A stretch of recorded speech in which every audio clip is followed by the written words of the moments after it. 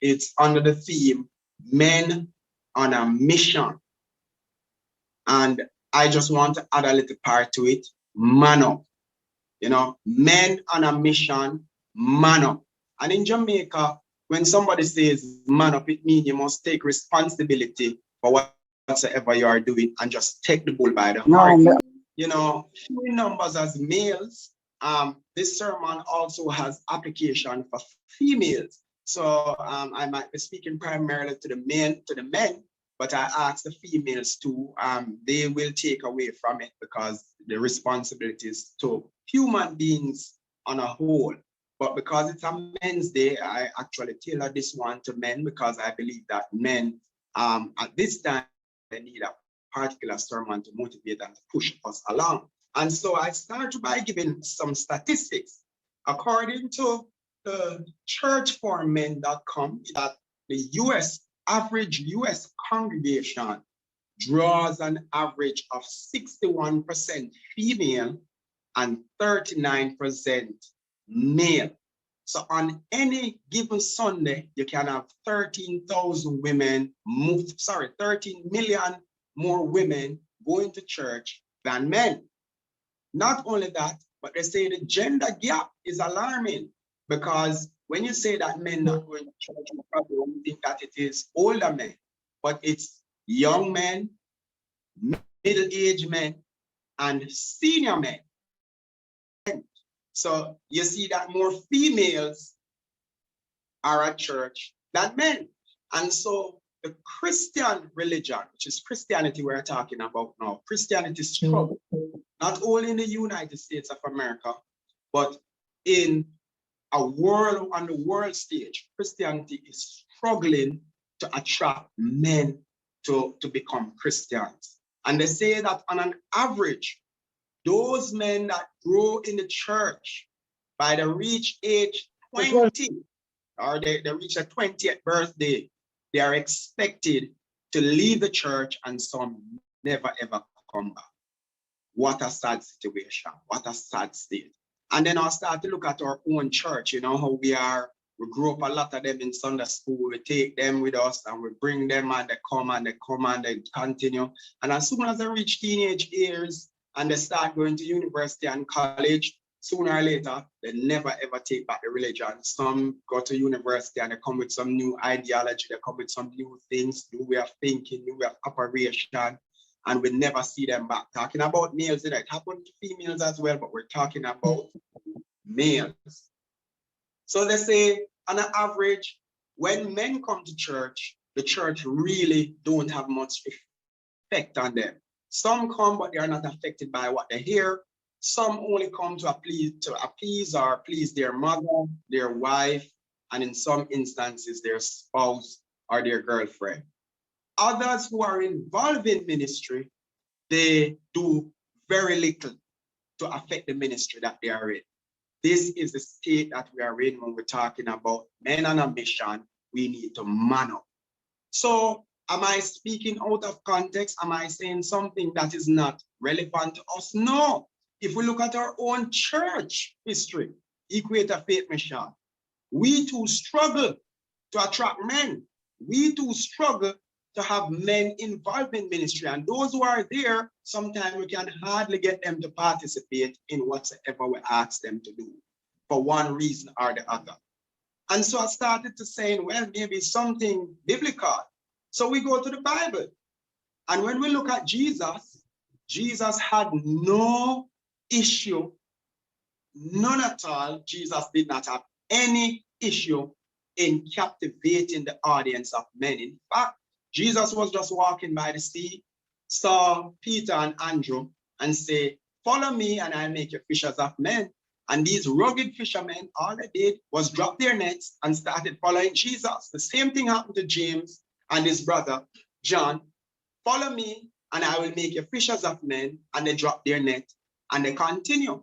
And so this phenomenon that we're experiencing is only in the Christian world, because when we look at the Islamic world, they are attracting so many men because they target the prison, they target all these places where men are, and men publicly and openly, unashamedly they can say that they are Islam. They will pray, they will operate in their spheres of their religion, and they are not afraid. Unlike some of us in Christendom, as men, we are scared, we cower, we do not say who we are, we do not share our faith. And so it's a challenge we are having in the Christian world. And so, of course, historically, I started to look in to say, well, is there ever a time in history when men, you know, they got distracted, men are following the arms of the Lord? And so it takes us to the book of Chronicles. In the book of Chronicles, the first 9 chapters, some persons don't like it because it's all about genealogy. And sometimes if you're not, you can't call those names and you can't make the connection, it can become tedious and it can become boring to some and some troublesome. But when we take a closer look at the book of Chronicles, we see that God is in control. And not only is he in control, but we see that God doing something great. So First Chronicles chapter 1, verse 1, we see that it covers Adam, and then it goes through an entire history, like 3,500 years of history or more it covers in that book. And so it says something to me in that book. It says that it speaks to the children of Israel, their captivity, and what they did while they were held captive, how they were brought into captivity because of their disobedience, and what God does if you are disobedient, and if you're obedient, how he blesses you. And so it brings us now to First Chronicles chapter 9, verse 1. So all Israel were reckoned by genealogy, and behold, they were written in the book of the kings of Israel and Judah, who were carried away to Babylon for their transgression.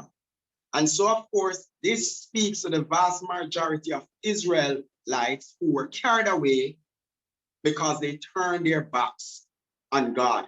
And so they were held captive. I believe the same thing is happening to us today as men, be it not whether in our church or churches wide or society wide, is that men has turned their backs on God and they are being held captive by their own moral guide of what manhood is. And so some of the things that hold our men captive are sexual immorality. We talk about drinking. We talk about gambling. We talk about poor parenting. And these are some of just the small things that just come to mind. If we should delve deeper, there are so many other things that we could say that are holding men captive and stopping men from living in that successful way and that victorious life that God would have them to live. And so a few men sometimes take the challenge, and a few men at times take on the mantle. And this is what God is asking us to do. God is looking for men who are willing and able to take up that mantle and to stand for it. And so we jump down to verse 13. Verse 13 is that key verse where we're going to be starting this sermon today. But there was a group of men that had remained faithful. Same First Chronicles 9, verse 13. A group of men that had remained faithful. And this was speaking of the priests in Jerusalem. They were very able men for the work of the service of the house of God. And when I look at this, I underline the word able. You remember we said that men on a mission, man up. Well, I want to say to us, I've asked the question, are we able or disabled? That is the question we need to answer today as men. Are we able men or are we disabled men? And so we may be able men, but we can look around us and see men who are living in a lifestyle that is disabled. And in our society, we know that disability is a handicap. And so that's exactly what we are saying. Men are not taking their rightful place. Why? It is becoming more harder and more difficult for men to deny the norms of society and follow the will of the Lord. But can I tell you that God is depending on men? God is depending on men to take up the battle and to stand firm in the spiritual battle that he has called us, and our legs should not be moved. And so for us to explore if we are able or disabled, we are going to be looking at what are some of the characteristics of an able man. And so the first thing we see, who is an able man? An able man is a man of availability. And what am I saying? The book of Isaiah chapter 6 verse 8, if we want to go there, the book of Isaiah chapter 6 and verse 8, it speaks to Isaiah when he was called. And so chapter 6 will start out when in the year King Uzziah died, Isaiah saw the Lord. But we want to go down to verse 8 because Isaiah said, I heard the voice of the Lord saying, whom shall I send? And who will go for us? Then said I, Isaiah, here am I, send me. You see, Isaiah, he responded to the call of God. We are Christian men here listening to the voice of me and listening to the angel speaking to us and God speaking to us, and we all answer the call. They say there's a general call to salvation, and there is a specific call, a call to serve the Lord in a particular area. And so this brings me to something. The greatest ability a man can ever bring to the gospel is availability. I wanted to write that down as men. The greatest ability you can bring to the gospel is availability. You see, it doesn't matter what ability you possess, whether it's preaching, singing, dancing, music, preaching, you name it. If it is not available to God, then it is useless. So your greatest ability that you can bring to God is availability. And that's why God is calling you who are able and who are available for him. And there are situations that are going to come up where you're not prepared for. But if you are available for God, then God will use you in a mighty way. And so men like Isaiah, men like Abraham, men like Moses, men like Paul, men like David, we see God working tremendously in these men's life. And oftentimes we think that there are men who are from a special place. No, they are not. These men are men like you and me. But what is the difference? These men made themselves available, and God was able to use them to touch thousands of persons' life. And so, unlike Isaiah, Abraham, Moses, and David today, we have some men who are not available for God.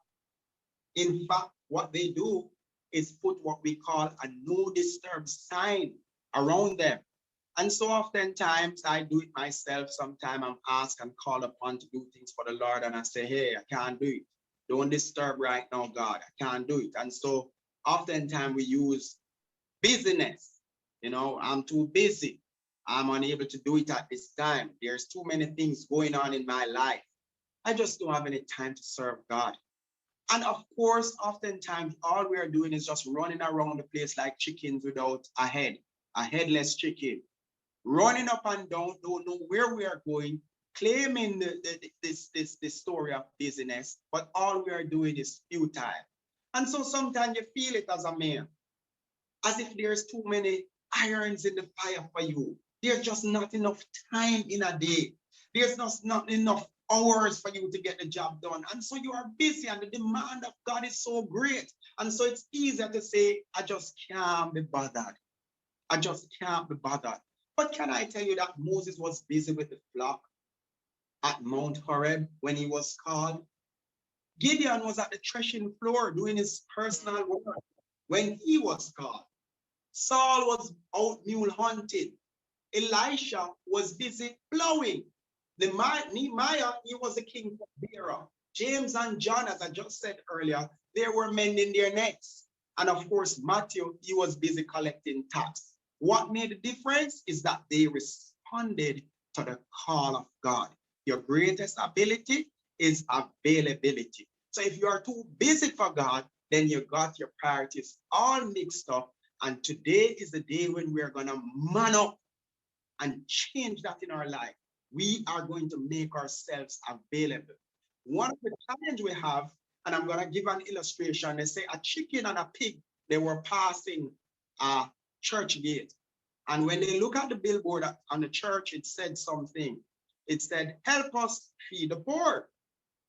Immediately, the chicken says to the pig, why don't we assist the church by helping to feed the poor with bacons and eggs?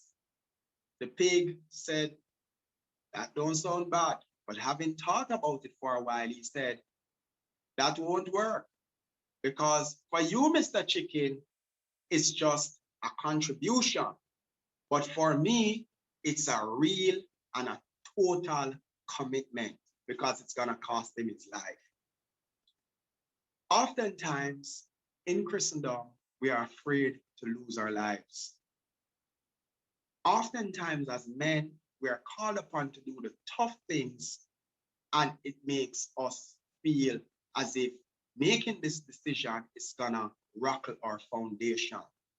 Can I tell you, when God calls you for a ministry or for any task that matter, as a matter of fact, he has already empowered you and prepared you for that task. And so God has never called anyone and leave them halfway or a pathway. Well, whosoever he has called, he has empowered to do the work. All we need to do is to make ourselves available to God. Are we willing to be available to God? Because a man who is able is a man of availability. Secondly, the next characteristic, a man who is able is a man of dependability. So it's not only that we should be available, but we should be dependable. And I don't know about you, but one of the things that get me so annoyed are persons who are not dependable. There are some persons who have such great talent and ability, but you just can't depend on them. They are able to sing, they are able to testify, they are able to preach, they are able to speak to persons one-on-one and to get persons saved, but they just cannot be depended on. And so, of course, a great evangelist, Vance Havner is his name, Vance Havner.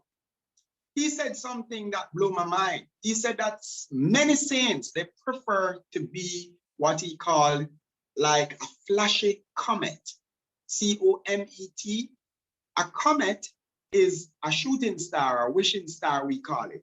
So he said many Christians, they prefer to be a wishing star or shooting star. So he called it a flashy comet rather than a faithful star. Why? From our human perspective, a shooting star looks so beautiful. All we do, we see like something falling from the sky, and you say, I wish, and you don't tell anybody you wish, and we hope it comes true. But when you do a research on what a shooting star is, really a shooting star, they say, is a ball or a block of ice. And it orbits the sun. So all it does is just go around the sun and around the sun and around the sun. But it is made of rock and dust. And the closer it gets to the sun, the gas, of course, that forms in it is given off. And that gas is what causes the light. So it's very temporary. And we know some persons like that around us. These persons are fun to be around, but they are just not dependable.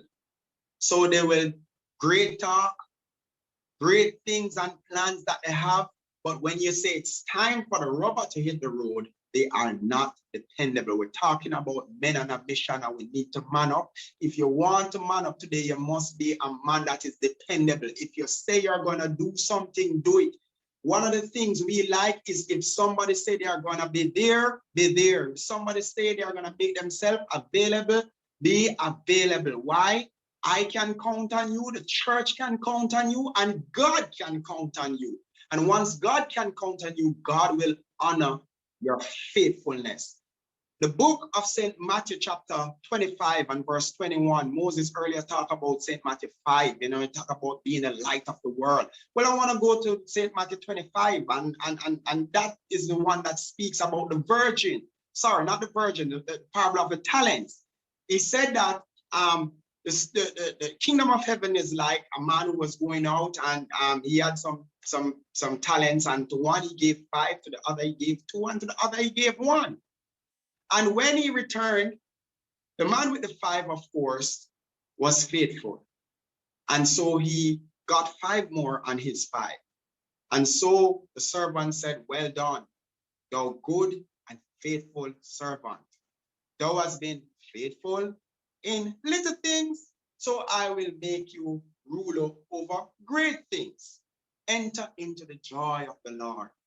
And that is how God does things.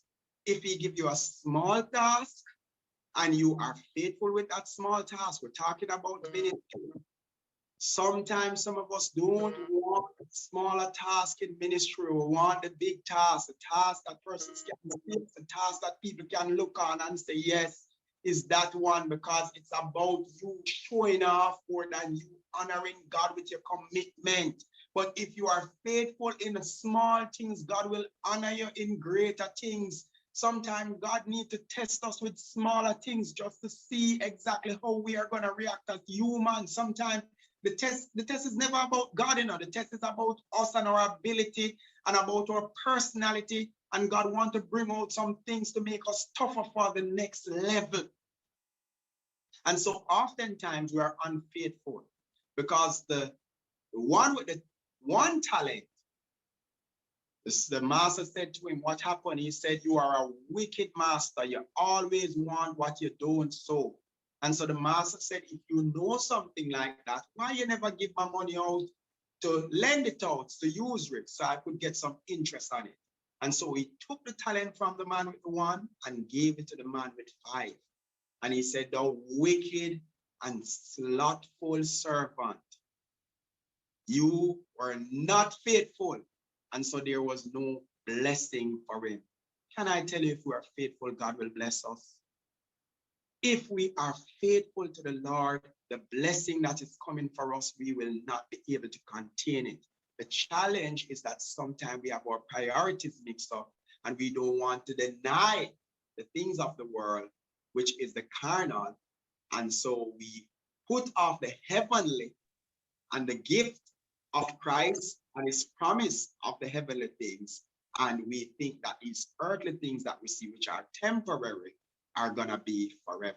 And oftentimes we are sorry. And we see some of the men now who are rehabilitating, depending on the job that you have. Those of us who counsel, see a lot of men coming forward because they have given themselves over to the things. They have been held captive by drinking, captive by beating their women, captive by gambling. And so they don't take their responsibility and all these different kind of things, because society says that as a man, this is the way we operate. We need to use our Bibles as a tool and a guide for how we must operate as men.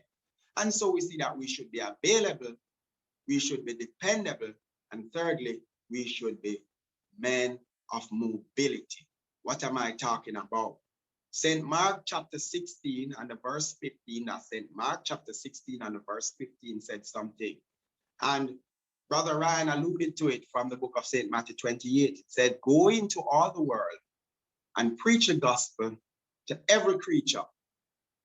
And Jesus said this to his disciples. One of the things that we have a challenge with as Christian church, and I said it earlier, is to get remote control from out of the hands of our men. It's one of the hardest tasks for us to get men to get up out of their sofa and to go do what they ought to do for the Lord. If you look at the gambling shop, there are so many men at the gambling shop religiously, and Christians find it so hard and difficult to minister to those men.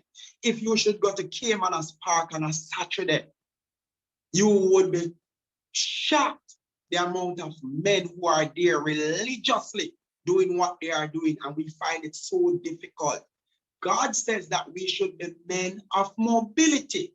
One of the things I observed recently is that the first 2 words or 2 letters in the word God is go, G-O, and they put a D on it. And the first 3 letters in Satan is S-A-T, sat. So if we are sitting down, it could be said that we are servants of the devil. But God has called us to go. And so St. Mark and St. Matthew remind us that we should go, not only to just walk out there, but to preach the gospel. And so the question I ask each and every person right here, be it male or female, when was the last time you spread the gospel of Jesus Christ? Oftentimes we think that spreading the gospel of Jesus Christ is about preaching from a pulpit or giving an opportunity to speak to 4 or 5 people at once. But we have neighbors, we have friends, we have co-workers. And so Jesus said to them, you start in Jerusalem, then you go to Judea, you go to Samaria, and to the uttermost part of the world. So you start small, and you're going to grow your circle outwards until it gets to that bigger picture where God would want it to be. But somebody says that's going to be difficult. Yes, it's going to be difficult. And that's why Acts chapter 1 and verse 8 is important. Because Acts chapter 1 and verse 8 says, but ye shall receive power. So before you go, you must be empowered by the Holy Spirit. Acts chapter 1 says, he shall receive power. After that, the Holy Ghost will come upon you, and he shall be witnesses unto me, both in Jerusalem, Judea, and Samaria, and to the uttermost part of the earth. And so if you want to talk about a global mission, you have to start with a personal mission in Jamaica first, because some of us want to go overseas and do great things for the Lord. Start where you are. Start with your friends. Some of us have to start beginning to tell our friends of the love of the Lord and what God has done for us, because we're ashamed of the gospel. If somebody is a Muslim man, you don't have to ask him if he's a Muslim man. First of all, he will wear his cap as a Muslim man, or the hat, or whatever they want to call it. The Jews call it the kippah. They will wear and demonstrate their faith wheresoever they go. Same thing with the Rasta man. You don't have to ask him if he's a Rasta. His children are Rastafarian. He's a Rastafarian. And his spouse, who we call a daughter, is a Rastafarian. Oftentimes you have to wonder if Christian people's children are Christian, or Christian people's spouse are Christian, because we cower in fear. But no longer we're going to cower in fear, because we are going to be available to God, we are going to be dependable, and we are going to be mobile. And finally, we must be stable men, men of stability, men of stability. And so Galatians 5 verse 1 says, Galatians 5 and verse 1 says, stand fast, therefore, in the liberty where Christ has made us free, and be not entangled again in the yoke of bondage. And this is a powerful verse, because we are actually living in a spiritual battle.